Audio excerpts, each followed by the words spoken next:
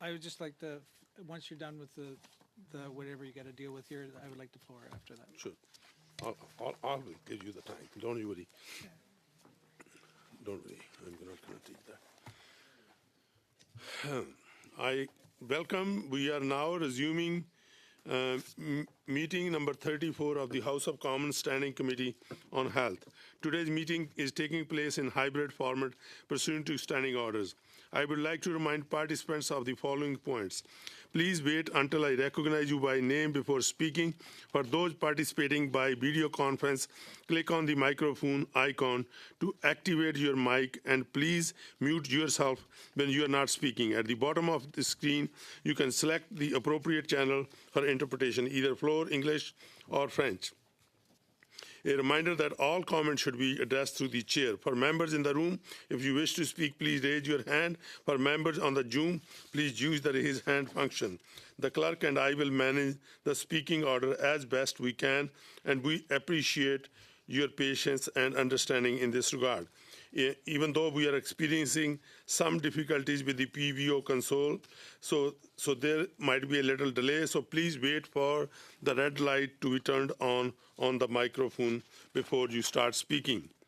Before we begin, over the past several weeks, the committee has been unable to move forward because of the ongoing discussions in this committee.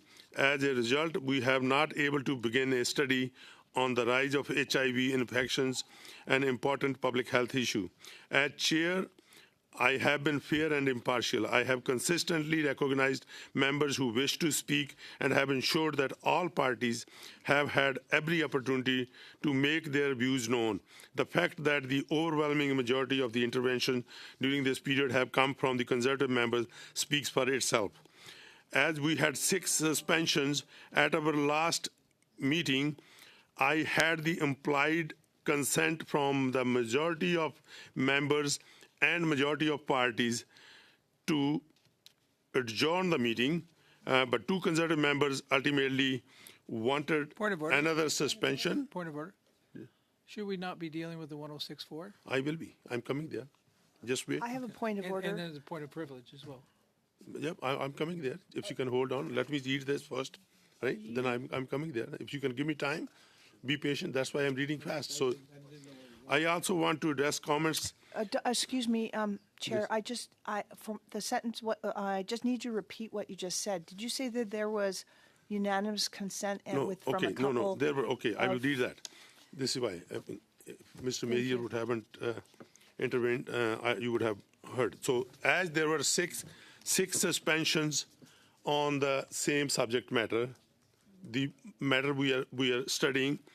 So I had the implied consent from the majority of members and majority of parties to adjourn the meeting.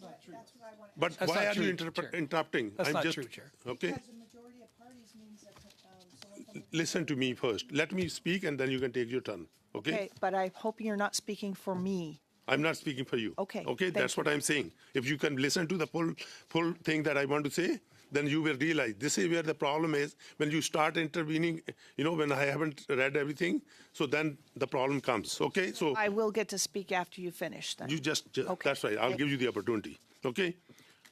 While the majority of members have indicated they were prepared, majority of members and majority of parties, and 2 of the Conservative members ultimately withheld that consent, resulting in another suspension. I also want to address say we've got about 13 minutes left till the vote now. Sure. I just want to understand, because you need unanimous consent to continue.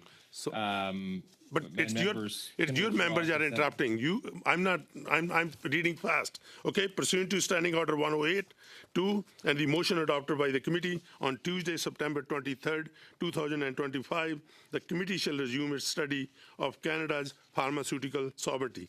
Before proceeding, I would like to inform members that earlier today, the clerk circulated a supplementary draft budget of $1,000 for study on Canada's pharmaceutical sovereignty. Is it the pleasure of the committee to adopt that budget?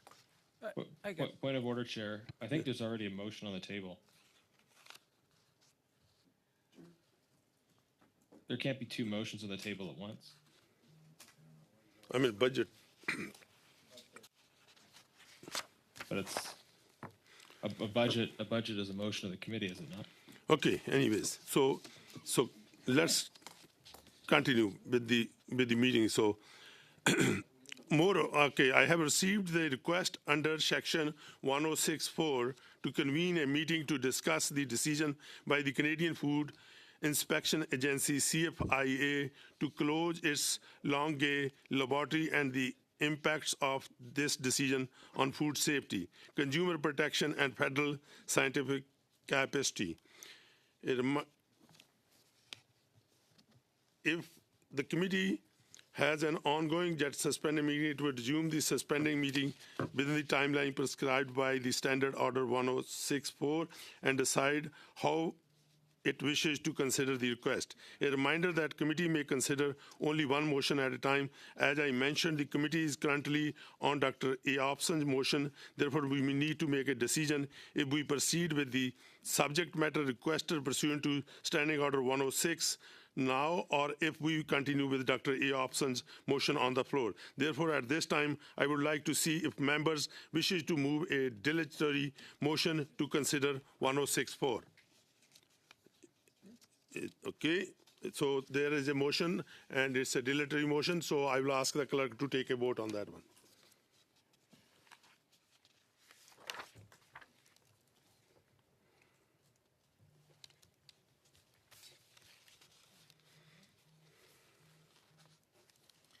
Ms. Chi, We still have Doug's motion to consider, so I vote no. Mr. Elson, No. Ms. Jaksic, No. Mr. Rana, No. Ms. Zaid, No. Mr. Sawatsky, No. Mr. Genius, Yes. Ms. Conans, Yes. Mr. Mazier, Yes. Mr. Strauss, Yes. Monsieur Blanchet-Joncar, Oui.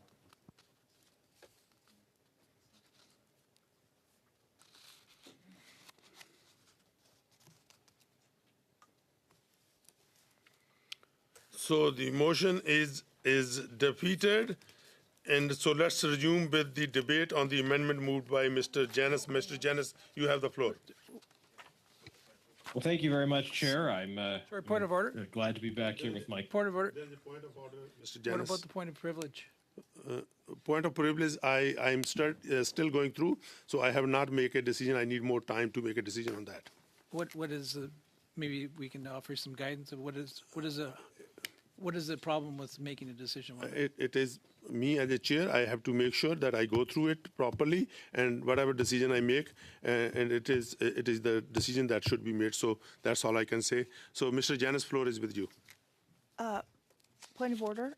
Yes. Since it was my point of privilege, could you please explain, Chair, what the timeline is for your decision? I cannot say that, but I will make the decision at the earliest possible moment. So, Mr. Janus, please go ahead.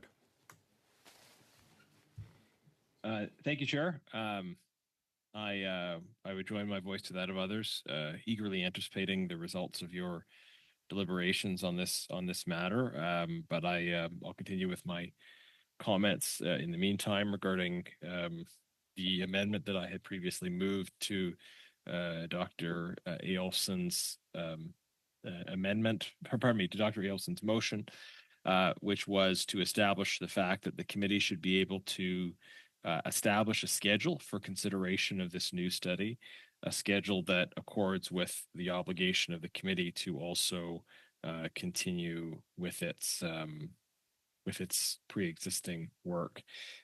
And there are, I know, various matters that the committee has taken up and is in the middle of taking up. One of them is, of course, the matter of prescribed IT, but there are other matters that the committee has been involved in studying. In the context of other work of the committee, I do also want to provide the following notice of motion. The notice of motion is as follows. Given Mr. that the Janis, Globe and Mail Mr. Janis, just 1 second. Before you read the motion, because it might take you longer, I don't want to interrupt you in between. So I just want another consent from the members. Would every member would like to vote on their app? In the house. So then I have to suspend the meeting in 2 minutes so members can make it to the house. So Mr. Janis, if it's a short one, then you can read now, or you can or after we come back. Chair, it's not that short, and I don't want to strain the interpreters by talking too fast. Okay. Can I get an understanding as I speak here of your plans? Are we going to suspend and then resume after the vote? That's correct. As soon as the members Okay. come back, every member come Okay. back, right? Okay, because I have to follow the, Yeah. you No, understand. Okay. Just wondering, so I knew. Thank you. Okay, I'm going to suspend now so members can go and vote in person if they want to. Okay, thank you. Meeting suspended.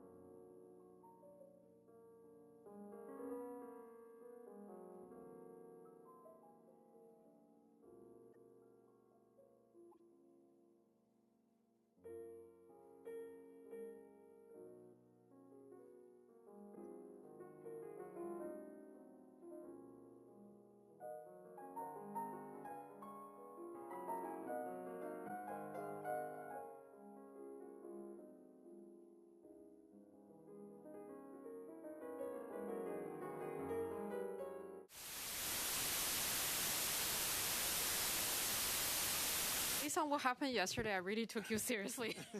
Okay, so Well, I'm a pretty small fish in the scheme of things. I don't know what the wise people up there are planning. Okay, I call the meeting back to order. The floor is with Mr. Janis. Mr. Janis, please go ahead and read your notice of motion.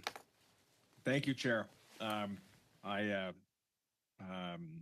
very pleased to be back here, as I was saying, and I have a notice of motion I want to share, and then I'll resume where I was with my previous remarks. So the motion is as follows. Given that the Globe and Mail published an article on June 9th, 2026, titled Ottawa Puts Health Infoway Funding on Hold After Prescribed IT Failure by Chris Hannay, where it reads, Health Minister Marjorie Michelle Point of order, says Chair. There is point of order. Can Madam we? Chair? Has it been circulated? No, he's reading. It's a notice of Oh, motion. it's It's So it doesn't okay. need to be Oh, circulated. apologies. Yeah, apologies. Yeah. Okay, Mr. Janis, sorry. Go ahead, please. I suspect it will be circulated in due course, but it's not being moved today. So I think you'll have plenty of time. Health Minister Marjorie Michelle says the government is withholding $50 million in federal funding from Canada Health Infoway, the organization responsible for the $300 million failed prescribe IT program, until it addresses concerns about governance. Separately, the chair of the House of Commons Health Committee wrote to Canada Health Infoway on Tuesday to urge it to turn over documents to a parliamentary probe, saying that it would otherwise potentially be found in contempt of Parliament. Canada Health Infoway is a government-funded nonprofit that runs some federal digital health programs. It launched Prescribe IT in 2017 as part of the Axe the Facts initiative to replace fax machines with digital alternatives. But the program was shut down in most of the country last month because fewer than 5% of prescriptions flowed through it. The organization's board dismissed its longtime chief executive officer in late April after a disastrous committee hearing, as well as a series of stories in the Globe and Mail about the program's problems and high expenses, such as the CEO's nearly $900,000 in annual compensation.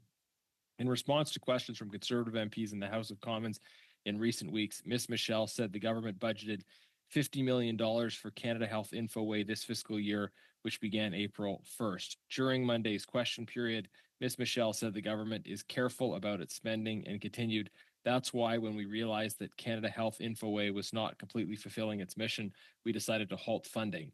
In response to questions about whether the $50 million would be spent, Ms. Michelle's office said Tuesday that the minister has not yet signed off on the contribution agreements to send those funds and that they represent the organization's entire federal funding for this year. Canada Health Infoway did not respond to requests for comment Tuesday. Although Prescribe IT is ending, Canada Health Infoway has also been working on setting national standards for electronic health records.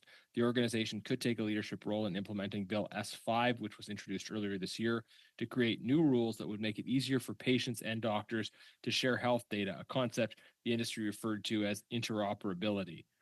Alexander Bergerson, spokesperson for Ms. Michelle, said the organization's future responsibilities have not yet been decided. While its work on interoperability has informed the development of S5, the development of the regulations associated with the bill will be determined once the bill has been adopted, Ms. Bergerson said. During Monday's question period, Ms. Michelle acknowledged that there were governance issues at Canada Health Infoway. Someone from the federal government sits on the board of directors and the necessary measures were taken, Ms. Michelle said. The CEO has left and we have an acting director right now.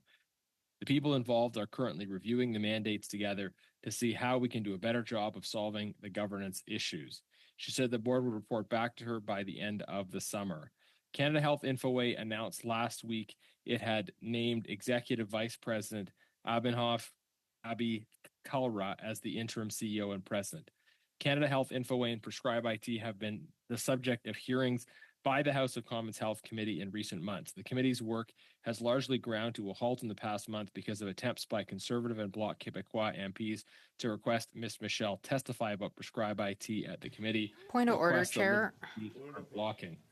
Yeah, it seems like the member is reading the article now. We just want to make sure that we're following the rules from the motion of the book of the book of procedure. That the motion cannot contain a preamble. That the member can state very clearly what the motion is all about. Because it sounds like the member is reading just directly from the article right now. Thank you. You're absolutely right. So, Mr. Janice, if you can respect that, continue, please. Yeah, sure. So just a few observations. I'm not quite sure what the objection is. But I'm happy to work to adhere to the rules and or the unique customs of this committee. I am reading the text of a motion, which includes a fairly lengthy quotation from the article, but that is the text of the motion that I'm putting on notice. And in any event, I do have the floor. So this is the motion, though. I think maybe the parliamentary secretary was under the impression that this was sort of preamble to a motion, but it is in fact the text of the motion. So I will continue where I was. But if you want to provide further guidance on how I should proceed, I'm happy to hear it. Canada Health Infoway and Prescribe IT have been the subject of hearings by the House of Commons Health Committee in recent months.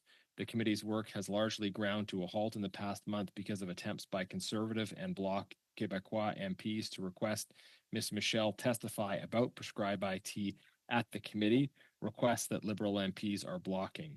However, Liberal MP Suk Dhaliwal, who chairs the committee, wrote to Canada Health Infoway on Tuesday to urge it to turn over documents that MPs had requested in April.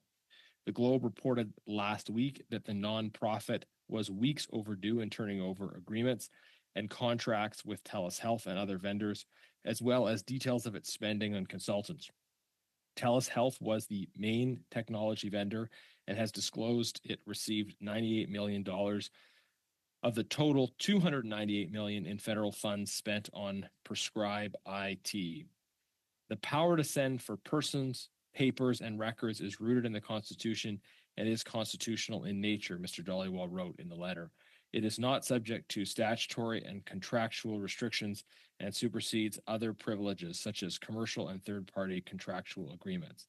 The letter concludes, I must remind you that failure to comply with the order to produce the documents could result in the committee reporting the situation to the House of Commons, which in turn could lead the House to find Canada Health Infoway in contempt of Parliament.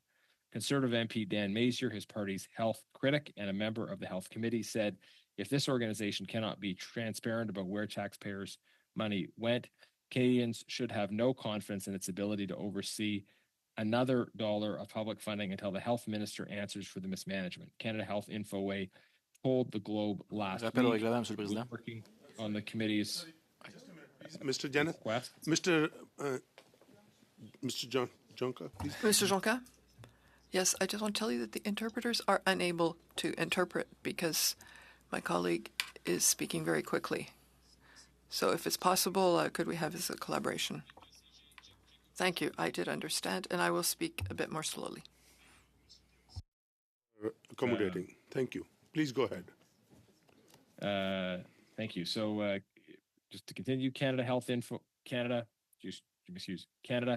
Infoway told the Globe last week it was working on the committee's request, but had to sort through a large volume of records and had concerns about secure transmission of files.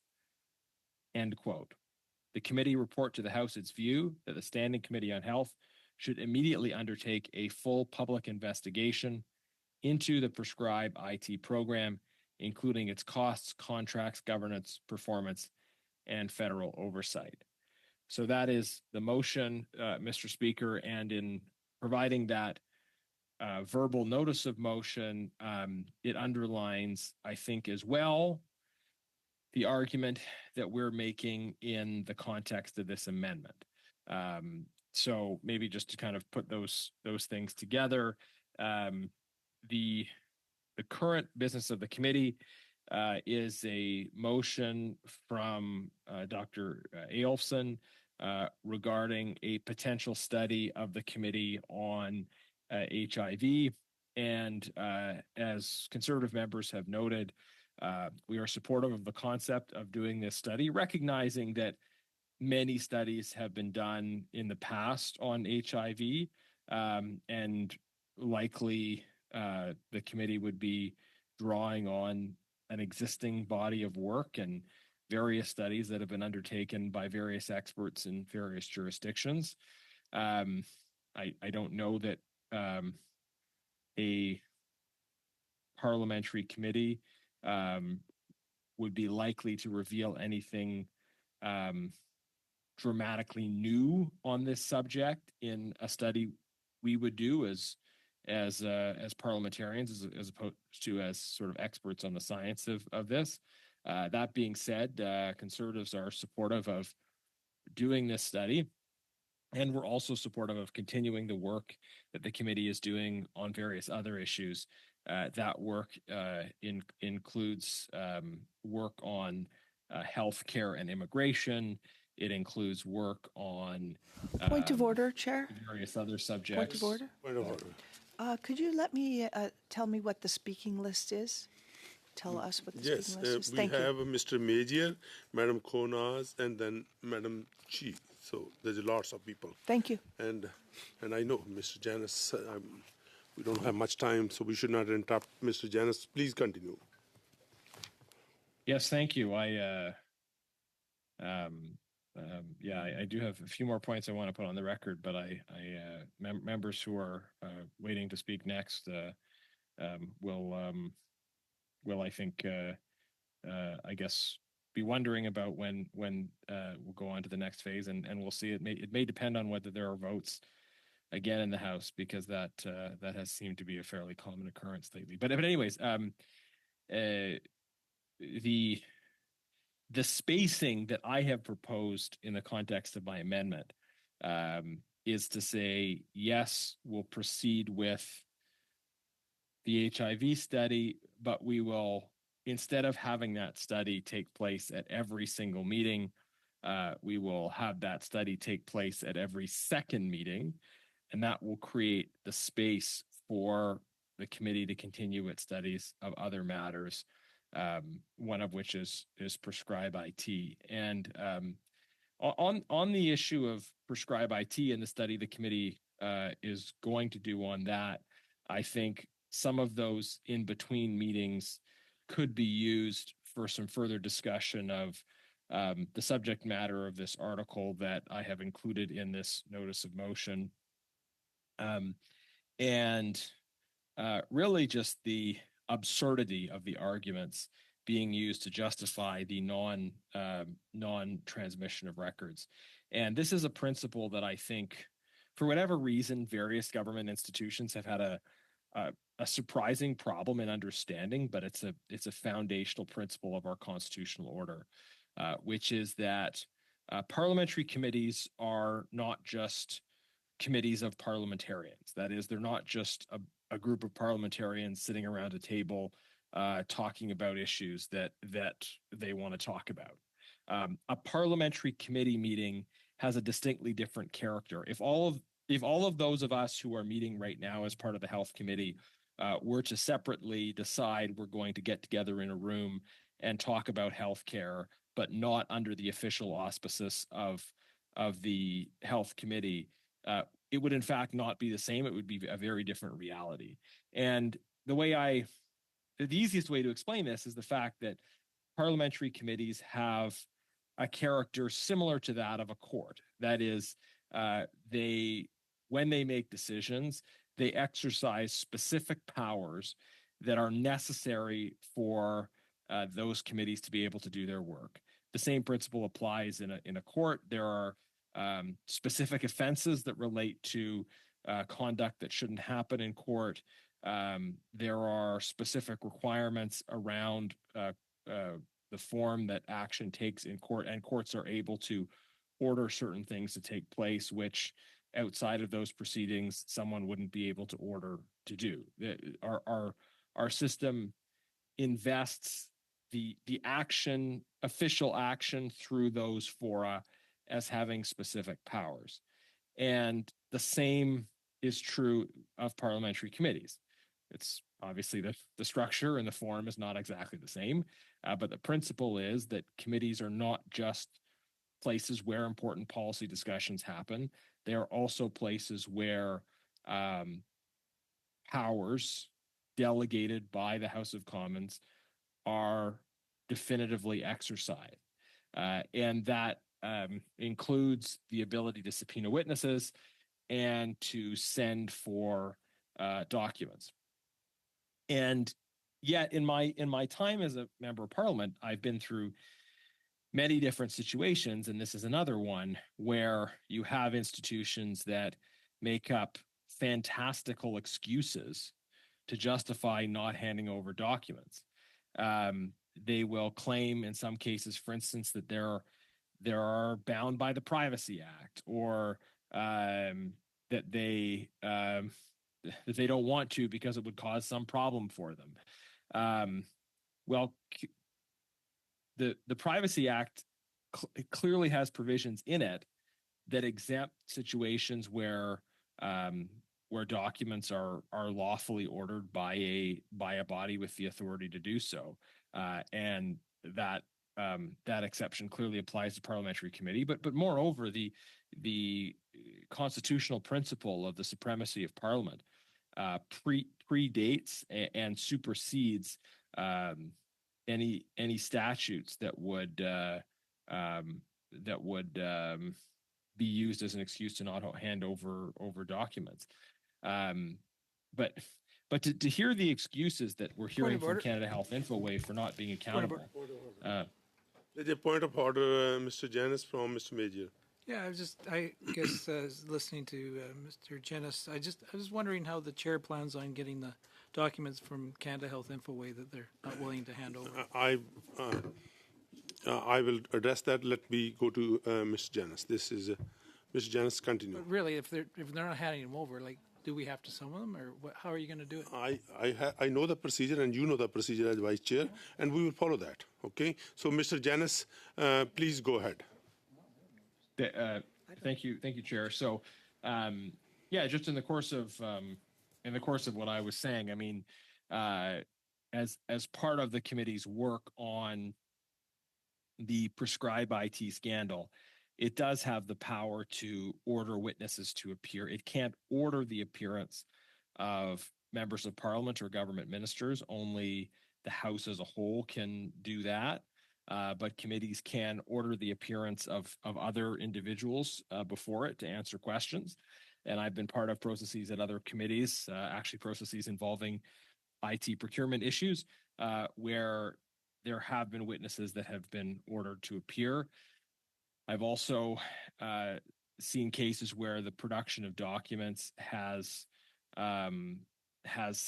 orders have been made for the production of documents. Documents haven't been handed over. Various excuses have been used, and then that has been escalated. Actually, the public health, the head of the Public Health Agency of Canada was summoned to the bar to be admonished by the Speaker in a process that came out of the Canada-China Committee, and that resulted initially from not so much a failure to hand over documents, but from a just brazen refusal to answer direct questions from members of Parliament. I had asked him for some information. So point being that the Canada Health Infoway, people there, I'm sure, have some familiarity with how these events have unfolded in the past, and yet they're continuing with this sort of brazen decision not to hand over documents, to use the excuse to say that they're worried about the secure transmission of files. I mean, is quite rich. I've been on committees in the past where, committees generally exercise these responsibilities in very thoughtful and judicious ways. So there have been times when committees have ordered documents that are of a sensitive nature, and they've put a series of parameters around how those documents are viewed and distributed. The normal thing is that committee documents are distributed by email to everyone on the committee's distribution list. But it is certainly within the powers of the committee to say, okay, we've got some sensitivity here in these documents. Chair? So, point of order, Mr. Janis. Yeah, I'm just curious because I think Mr. Januous was talking about the amendment. Now I'm a little, I don't know if you're still on the amendment or you're back on the motion that you introduced. Because you're talking about production of documents now. Madam Chair, I can it is, address that, Chair, if you just a minute, it is, he's right on, because he's on his amendment, and I see the watch at 5:30, I call the meeting adjourned.